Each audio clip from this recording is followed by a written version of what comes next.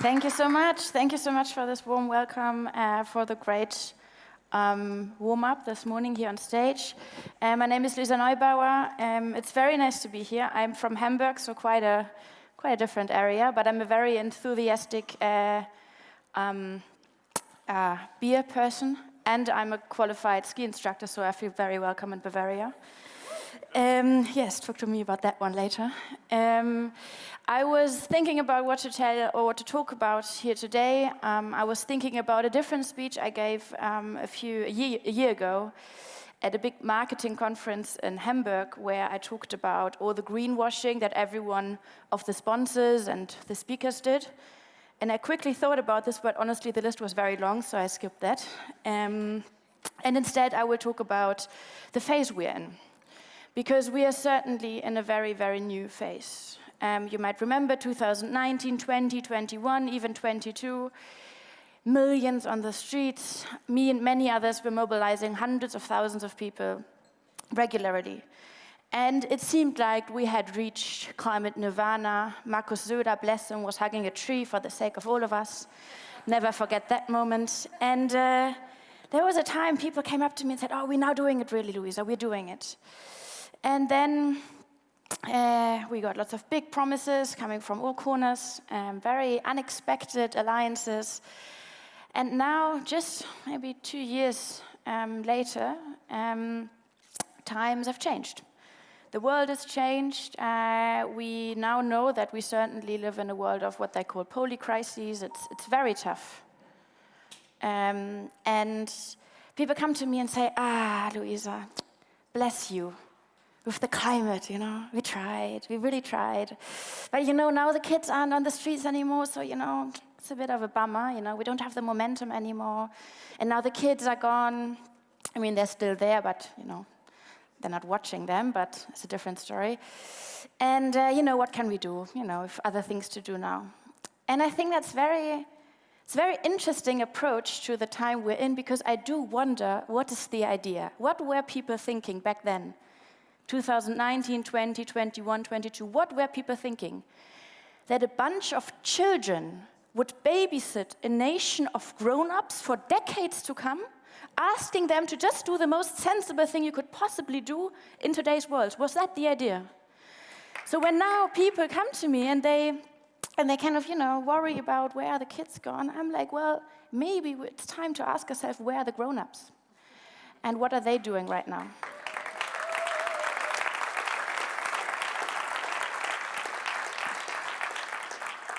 And I love to think about this babysitting idea. Imagine your child, cries at night. You turn to your partner and you say, it's not the momentum. What can I do? Bless them. It's not the momentum. So we might as well consider this moment to be the moment of truth about where the grown-ups really are, and if they've learned anything from those kids who did this absurd job of telling adult people what they did to the adult world. And I mean, I hear these things a lot. Now it's economy first, Luisa. Bless you, the economy first. We have now security questions. They're there. We have inflation. There are big questions of tech. AI is disturbing and disrupting. We have big questions of democracy and the changes of power around. And I absolutely agree.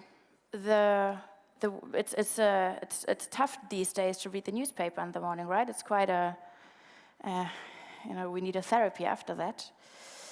But I still don't understand the idea when I listen to one excuse after the others. And some of these excuses are very well hidden. They're like, we're doing that, we're committed to the climate, just not now. We really want to invest in climate solutions, but just before that, we're going to do more climate destruction. And Luisa, listen, the transition does take a bit of a time, and we're going to take much more of that time as long as we can take it. Luisa, we really care about nature. Nature's really close to our hearts, but we really care about our money as well. Got to understand that one. And I still don't understand, however, even when you ignore the fact that there's a climate crisis right now, you look at geopolitics, you look at security, you look at inflation, you look at food, you look at the idea of what we eat, what we are nurtured by, you look at the situation of women and girls around the world, whatever you care about. you will find that none of that is going to get any better as long as the climate crisis is escalating. I promise you that one. And that's not me telling you that. That is the most renowned science, economics even, some of the most conservative institutions worldwide now telling us, guys, if you care about anything on this world, you might as well care about this very world. Yet, what we're seeing, and I think that is this very new phase I want to talk to you about, this very new phase we're in right now. It's a phase where some decide to say, well, actually, whatever I care about, even if I didn't care about the climate for whatever reason, because I don't breathe, I care about anything else, and I will know that I will not solve that solution, will not solve that problem if the climate crisis keeps escalating. We will not find peace anywhere on this planet as long as climate disasters keep fueling conflict everywhere. We will not get people to have enough food anywhere as long as we are diminishing our land. We will not get stable economies or stable democracies anywhere as long as our energy production depends on autocrats.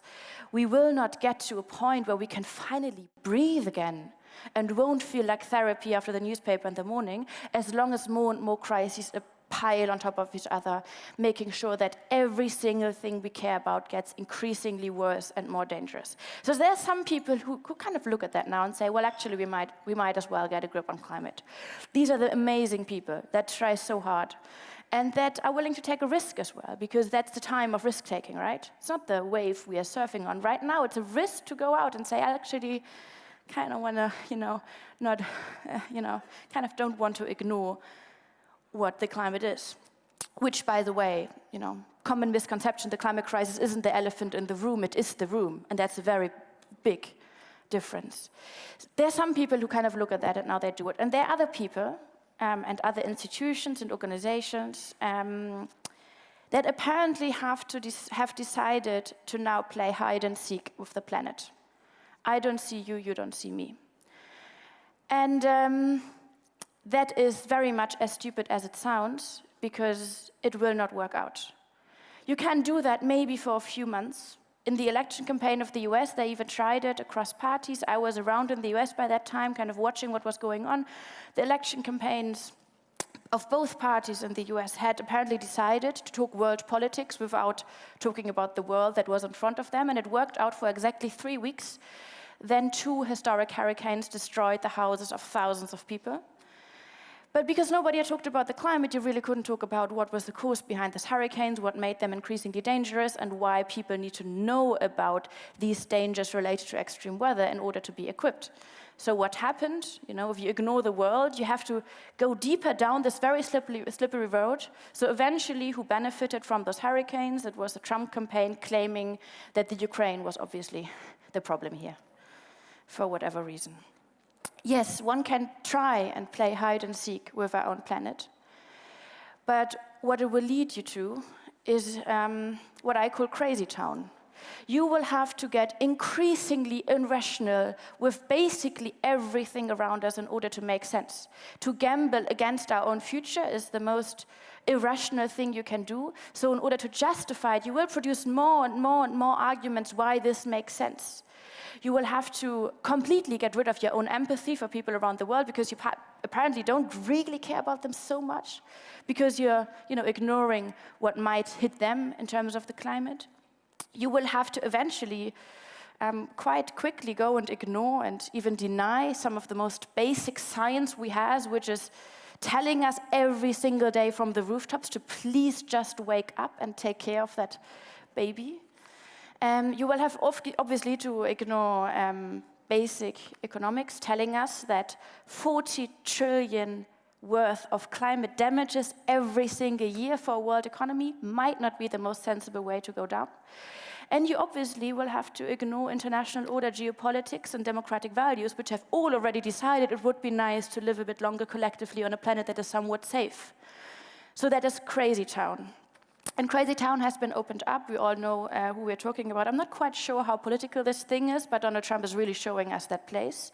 And that is the group people are joining right now when they're deciding not to do the most common sense thing there is possibly to do in a 1.x degree hotter world, which is to please open up your eyes, look at your own responsibilities, and get rid of fossil fuels, of climate destruction, and of nature destruction in whatever capacity we can possibly do that. And I promise you, every single one of us in this very privileged room has this list of things one can do.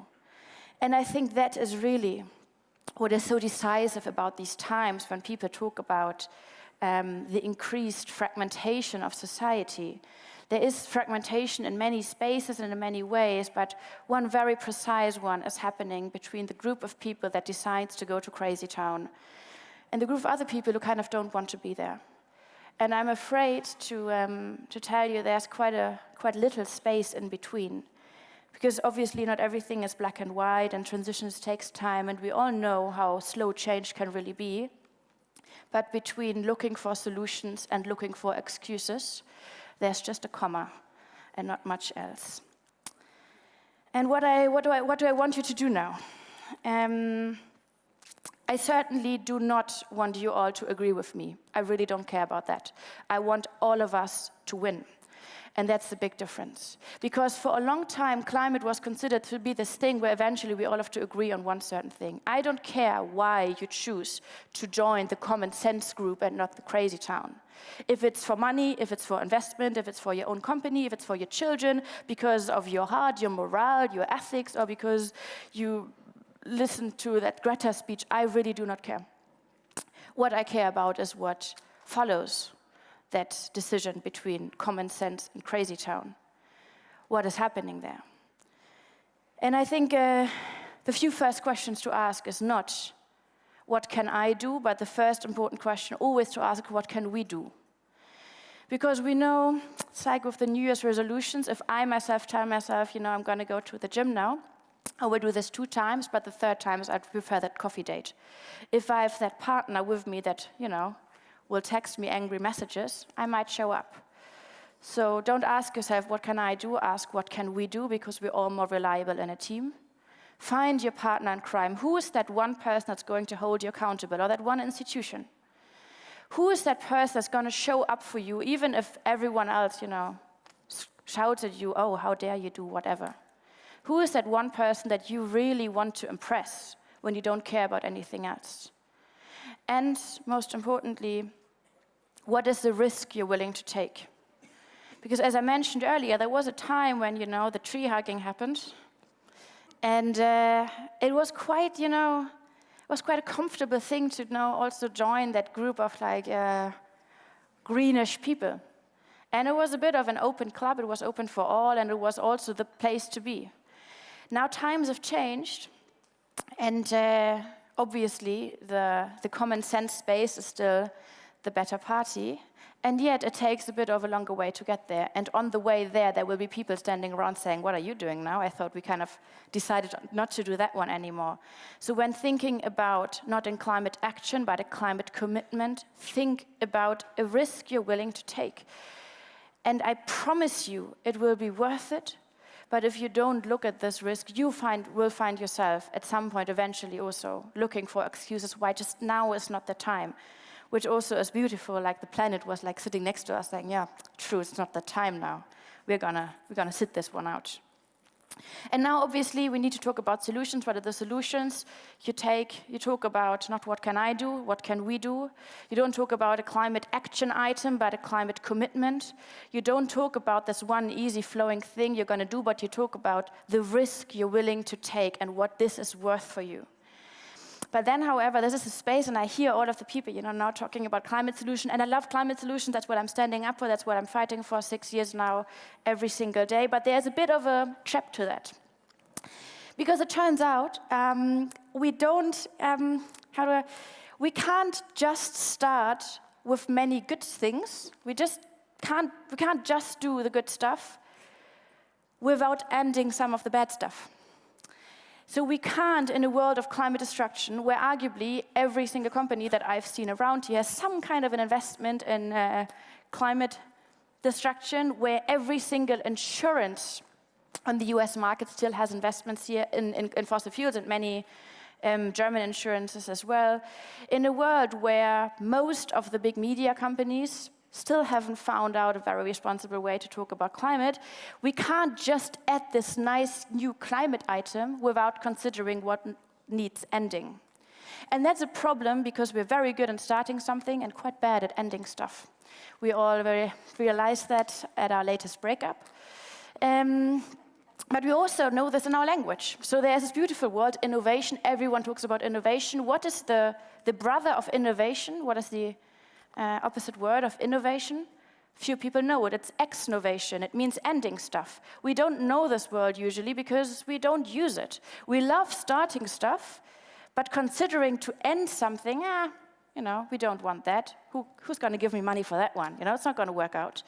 Yet if we just innovate, if we just put new solutions in today's world, is it in tech or in food or in the financial sector, is it in geopolitics or security, if we just add new solutions and we don't stop some of the bad stuff, or end some of the old solutions that might have worked out for us in the past but have kind of gotten out of date, we won't get where we need to be. We will just end up in a present that is very crowded, where eventually every single one of us is standing in each other's ways because we never decided to not do something. And so when thinking about the partner in crime, the commitment and the risk, and now we talk about the solution, let's talk about the solutions that maybe aren't solutions anymore. Fossil fuels and a lot of innovations around fossil fuels have served societies in many places a great, great, great service. Has brought us wealth and progress and all these things. Yet today we find energy systems reliant on fossil fuels aren't the future, so we might as well say goodbye, which is exnovating them. It's in a way of dignity, kind of, waving goodbye to an old friend that we leave in the past. And that is practice. Innovating is something that we learn in school often, or increasingly, hopefully. But exnovating is something that needs us to practice, that needs new ways of thinking. And it's the same thing with investment, Innovation needs investment. Yet we also, we can't just start investing in new stuff without stopping to invest in the bad stuff. That's why investment has a partner, which is divestment. We need, obviously, big funders and financial institutions to invest in solutions, but we very much need them to divest from everything related to nature destruction and climate destruction, and so on and so forth. And the thing with this new phase is that there is, between the crazy town and the space of common sense, there is this wiggle room where some are trying to find out if you can do both things. If you can be like a climate hero from 9 to 12, but then in the afternoon you kind of do the business as usual. And I kind of, I like this idea because it means you can kind of take your time and be slow in this transition. It's just so much of a trap because it traps ourselves in the thinking that we can have it all in terms of climate, and we cannot stand on both sides. We can't join Crazy Town in the afternoon and be on the Common Sense Club in the morning. It just doesn't work out. And there's always transition time, but eventually it's a black and white decision where we stand. So let's be honest about what we are willing to do and about the risk we're going to take. And let's be honest about the stuff we want to start and the stuff we need to end. And obviously, it's been mentioned before here, the most important thing in terms of ending is obviously capital in fossil fuels and nature destruction. But the list goes on and on and on. It has to do with ensuring fossil fuel projects, yes, no, maybe. It has to do with showing up for the good stuff and maybe, skipping that party on the bad side of things. And then, obviously, coming to an end, let's come back to the momentum. Transitions takes time. I know that very well. You all know that.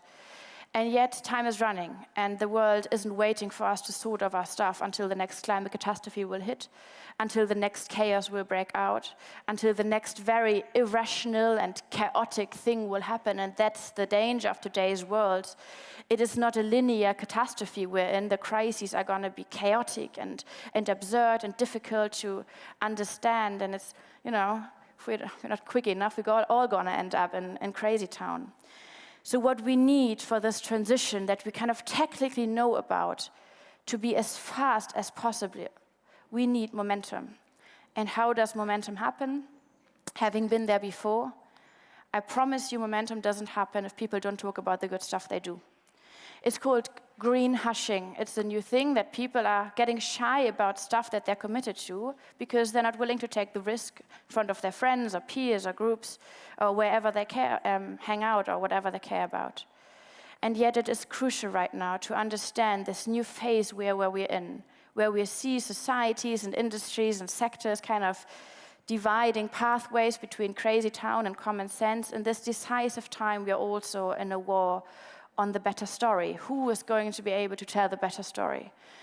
And for God's sake, I encourage all of us to consider us to be not just a crucial player when it comes to transitions, when it comes to solutions, when it comes to risks and commitments, but also to be crucial in the stories that we're going to tell. And the beautiful thing is, Maria has mentioned that some people just need to hear once that they're needed, and that there's actually this one thing they can do, and that there is this one moment where they should really show up. But they will never do any of that if nobody asks them, if nobody tells them, if they don't hear about the good stuff that happens. And that's the paradoxic concept of pluralistic ignorance. Pluralistic ignorance means I care about the climate, but I kind of assume nobody else does. Pluralistic ignorance means, yes, I really want us to kind of live longer, but I'm in a small minority, and sadly, what can I do? Pluralistic ignorance makes yourself feel isolated and lonely, and eventually you're going to stop talking about what you really care about because you don't seem to find friends there. And that is what we're in with the climate. We know across institutions, across parties, across generations, the majority of people is very much willing to show up. But they need to hear from someone else. And everyone in this room is someone else. So when we ask ourselves, where's the next momentum, it might as well be in this room. But we very much have to say yes to that and no to crazy town. Thank you.